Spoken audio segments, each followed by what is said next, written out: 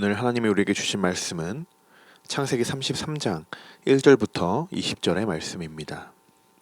창세기 33장 1절부터 20절의 말씀입니다. 현재 코로나19의 단계가 심각의 단계로 올라가게 되었습니다. 어제 공지를 받으신 것처럼 오늘부터 새벽 말씀은 오디오를 통해서 밴드로 말씀이 전해지게 된다는 점 다시 한번 말씀드립니다. 이러한 시기에도 하나님은 우리에게 복음의 말씀을 허락하셨고 오늘도 하나님이 주신 이 말씀으로 우리 모두 오늘 하루 승리하기를 소망합니다. 저희는 현재 최근 들어 야곱에 대한 말씀을 계속적으로 묵상하고 있습니다.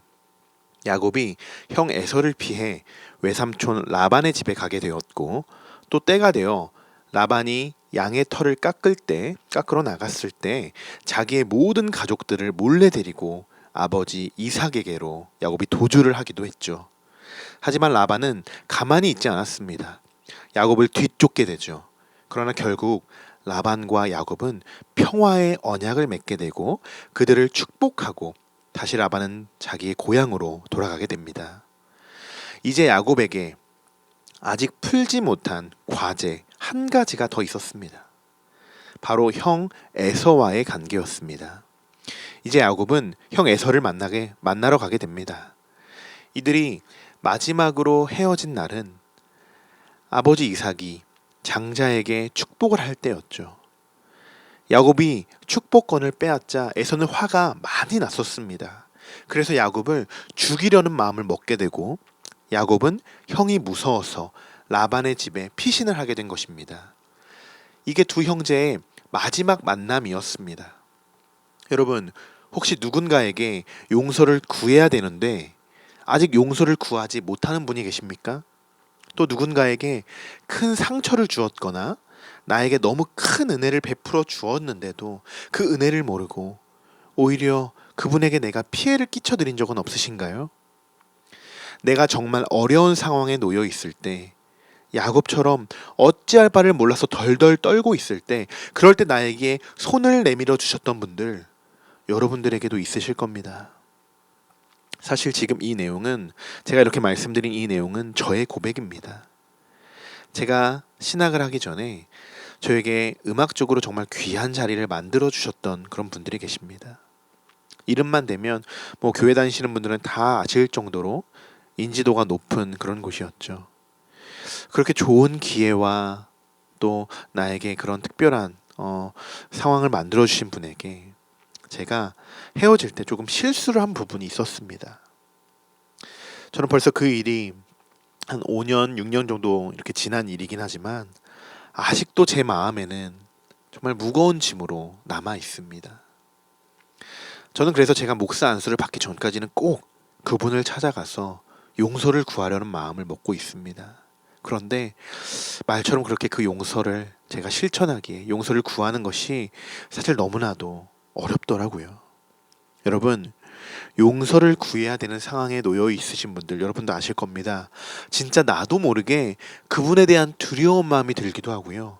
그리고 걱정이 되기도 합니다. 제가 오늘 이런 말씀을 여러분에게 먼저 드리는 이유가 있습니다. 오늘 야곱의 마음이 저의 마음과 똑같았다는 것이죠.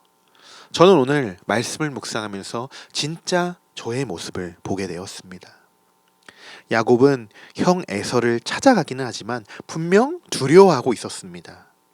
32장에서 야곱은 에서를 찾아가기 전에 먼저 그의 사자들, 종들이겠죠. 그의 사자들을 에서에게 보냅니다. 그리고 그 사자들이 돌아와서 야곱에게 이렇게 이야기를 하죠. 그가 400명을 거느리고 주인을 만나려고 오더이다. 이 말을 들은 야곱은 7절에 이렇게 쓰여 있는데요. 야곱이 심히 두렵고 답답하여 라고 쓰여 있습니다. 야곱은 이 말을 듣는 순간 번뜩 이전에 자기를 죽이려고 했던 그 형의 모습, 에서의 모습이 떠올랐을 겁니다. 형이 아직도 나에게 분노가 있는 건 아닐까? 왜 400명이나 되는 사람들을 데리고 온다는 거지? 온갖 여러 가지의 생각들이 들었겠죠. 하지만 야곱은 그 발걸음을 멈추지 않았습니다. 두렵지만 하나님 앞에 솔직하게 간구합니다. 그리고 에서를 위해서 예물을 준비하고 또 야복나루에서 하나님과 씨름을 하기도 하죠. 에서한테 가는 그 과정이 쉽지만은 않았습니다. 우리도 관계에 어려움이 생기면 이렇게 생각할 때가 있죠. 그래, 이제 앞으로 안 보면 되지. 내가 상대하면 안 하면 되는 거 아니야? 이렇게 그 사람과 아예 단절을 시켜버릴 때가 있습니다. 여러분, 이렇게 한다고 우리의 마음이 여러분 편해지실까요? 그렇지 않습니다. 이것은 하나님이 주는 마음이 아니라 사단이 주는 마음입니다. 오늘 야곱과 에서의 화해하는 장면을 보시면 하나님이 어떻게 그들의 마음을 만지시는지 알 수 있게 됩니다. 자, 우리 함께 33장 1절부터 4절까지의 말씀을 우리 한 목소리로 읽어보겠습니다. 야곱이 눈을 들어보니 에서가 400명의 장정을 거느리고 오고 있는지라. 그의 자식들을 나누어 레아와 라헬과 두 여종에게 맡기고 여종들과 그들의 자식들은 앞에 두고 레아와 그의 자식들은 다음에 두고 라헬과 요셉은 뒤에 두고 자기는 그들 앞에서 나아가되 몸을 7번 땅에 굽히며 그의 형 에서에게 가까이 가니 에서가 달려와서 그를 맞이하여 안고 목을 어금 맞추며 그와 입 맞추고 서로 우니라. 아멘. 야곱이 눈을 들어보니 정말 400명의 장정들과 에서가 걸어오고 있는 것을 발견합니다. 순간 야곱은 다시 두려움에 찼고 가족들을 세 무리로 나누어서 만일의 사태를 대비하는 모습을 볼 수 있습니다. 그렇지만 야곱은 뒤로 물러서지 않았습니다. 맨 앞으로 나와서 몸을 7번이나 땅에 굽히며 에서에게 가까이 다가갑니다. 몸을 7번 지금 굽혔다고 하죠. 몸을 7번 땅에 굽히는 인사는요, 왕이나 정복자에게 최대의 예우를 표하는 고대 근동의 인사법이었습니다. 야곱이 에서에게 이렇게 인사를 하는 그의 본심은 어떤 마음이었을까요? 지난 날의 잘못을 야곱이 진심으로 회개하며 형에게 용서를 구하는 이 참회자의 태도, 이 모습이라고 볼 수 있습니다. 이런 인사를 받은 에서는 야곱에게 달려갑니다. 그리고 야곱을 안아주고 목을 엉금 맞춰주고 또 입을 맞추게 됩니다. 에서가 자신의 축복권을 빼앗은 야곱을 이처럼 반갑고 따뜻하게 맞이할 수 있었던 이유는 무엇이었을까요? 야곱이 준비해온 예물이었을까요? 그렇지 않겠죠.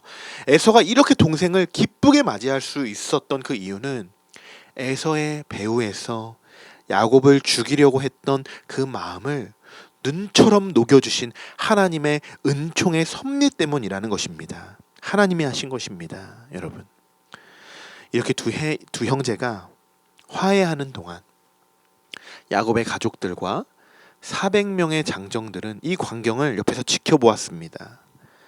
사실 이전까지는 양쪽 다 서로가 어떤 돌발 행동을 할지도 모르기 때문에 긴장 상태였을 것입니다.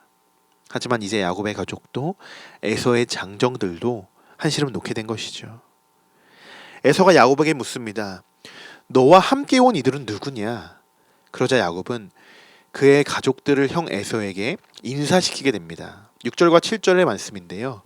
자, 그 순서를 보시면 화해하기 전에 가족들을 배치했던 순서와 똑같습니다. 제일 먼저 여종과 그의 자식들, 그리고 두 번째로 레아와 그의 자식들, 그리고 맨 마지막에 요셉과 라헬이 절을 하게 되는데요.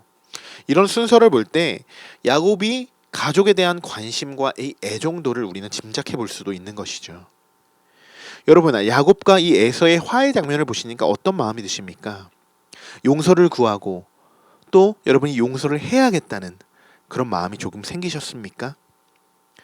오늘 만약 이 말씀을 통해 여러분의 마음에 떠오르는 분들이 있다면 용서를 구하기도 하고 용서를 베풀기도 하는 우리 모든 성도님들 되시기를 소망합니다.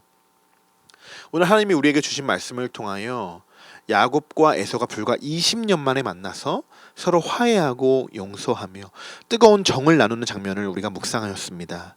다시는 만나지 않을 것만 같았던 이 두 형제가 이렇게 재회하게 된 것은 전적으로 하나님의 섭리였습니다. 하나님은 야복강 씨름 사건을 통해서 야곱의 인격을 완전히 변화시키셨습니다. 그리고 에서의 증오심도 용서와 사랑으로 변화시켜 주셨죠. 결국 야곱과 에서가 이렇게 회복될 수 밖에 없었던 그 이유, 하나님이 그들을 통해서 이 두 형제에게 그들이 화해할 수밖에 없게, 다시 하나님의 만남으로 기쁘게 할 수 있게 다시 하나님이 일하셨기 때문이라는 것입니다. 그리고 우리가 더 중요하게 봐야 할 부분, 이미 야곱은 에서와 화해하기 전에 야복나루에서 하나님과의 관계를 먼저 회복했다는 것입니다. 여러분, 우리는 이것을 분명히 알아야 합니다. 하나님과 나의 관계가 먼저 회복되어야만 인간 관계 속에서의 모든 문제도 해결된다는 것입니다.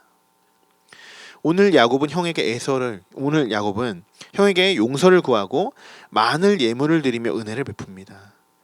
33장 11절의 말씀을 함께 읽어보겠습니다. 하나님이 내게 은혜를 베푸셨고 내 소유도 조카오니 청하건대 내가 형님께 드리는 예물을 받으소서 하고 그에게 강권함에 받으니라. 아멘. 야곱의 이 고백은 단순히 형이 자기의 예물을 받은 것에 대한 응답이 아닙니다.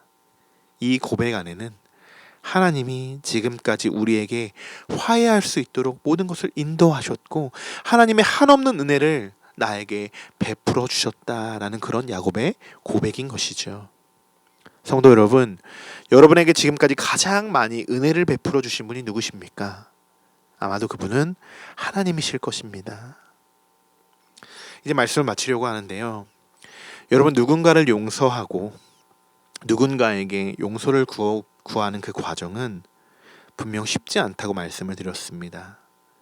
그렇지만 이렇게 생각해 본다면 조금은 용서가 쉬워지지 않을까 생각해 봅니다. 하나님이 우리를 보실 때 우리를 어떤 시선으로 보실까요? 우리는 하나님 앞에 모두 죄인입니다. 야곱보다 더 큰 죄를 짓고 있을지도 모르죠. 그런데 지금 우리는 하나님께 얼마나 용서를 구하고 있나요? 용서는커녕 우리의 간절한 바램만 매번 기도하고 있지는 않을까요? 하지만 하나님은 이런 우리들을 바라보시며 하나님의 방법으로 우리를 회복시켜주고 계십니다. 또 우리가 회복될 수 있도록 기다려주고 계십니다. 그리고 우리가 다시 회복되어졌을 때 하나님 감사합니다. 하나님 감사합니다. 하나님 감사합니다. 이 모든 것은 하나님의 은혜입니다 라고 고백할 수 있는 우리 모든 성도 여러분이 되시기를 다시 한번 간절히 소망합니다. 이제 우리가 기도하며 오늘 말씀을 마칠 텐데요. 여러분, 이제 우리 한동안 이 새벽 예배는 이렇게 오디오 설교로 전해지게 될 텐데요. 여러분, 이 말씀을 들으시면서 여러분 앞에 꼭 성경책을 비치해 주시기 바랍니다. 그리고 오늘 본문에 대한 그 성경을 꼭 함께 읽으시면서 또한 그 말씀의 전체적인 흐름을 여러분 묵상하시기 소망합니다. 그냥 우리가 듣고 끝나는 것이 아니라 이 새벽 시간부터 하나님의 말씀으로 하나님 나에게 허락하시는, 나에게 음성을 들려주시는 그 말씀 정말 깊이 여러분이 묵상하시길 소망합니다. 그리고 가능하면 주변에 십자가가 있다면 여러분 말씀을 들으시면서 그 십자가를 옆에 놓으시고 또한 기도하면서 그 십자가를 붙잡고 기도하시는 우리 귀한 성도 여러분 되시기를 소망합니다. 우리 함께 기도하겠습니다. 우리를 죽기까지 사랑하시고 우리에게 한없는 은혜와 자비를 베풀어 주시는 하나님 감사합니다. 우리는 연약한 죄인임을 고백합니다. 지금까지 우리는 하나님이 우리에게 보여주신 것처럼 이웃을 사랑하지도 못했고 용서하지도 못했습니다. 하지만 오늘 하나님이 야곱을 이끌어 주신 것처럼 우리에게도 동일한 마음을 허락해 주시고 내가 먼저 용서하고 내가 먼저 용서를 구할 수 있는 주님의 자녀로 변화시켜 주옵소서. 아직 용서를 받지 못해 마음 한구석이 무겁고 또 용서를 구한다는 것 자체가 두려운 사람도 있습니다. 이 또한 하나님이 서로의 마음을 만져주셔서 서로가 하나님의 은혜를 입게 되고 이전보다 더 좋은 관계로 발전해 갈 수 있도록 인도하여 주옵소서. 하나님과 나의 관계를 우선적으로 생각하게 하시고 오직 하나님의 마음으로 오늘 하루를 살아가기를 간절히 소망합니다. 오늘 하루도 우리의 삶을 주관하여 주시고 인도하여 주실 우리 주 예수 그리스도를 믿사오며 예수님의 이름으로 기도드립니다. 아멘.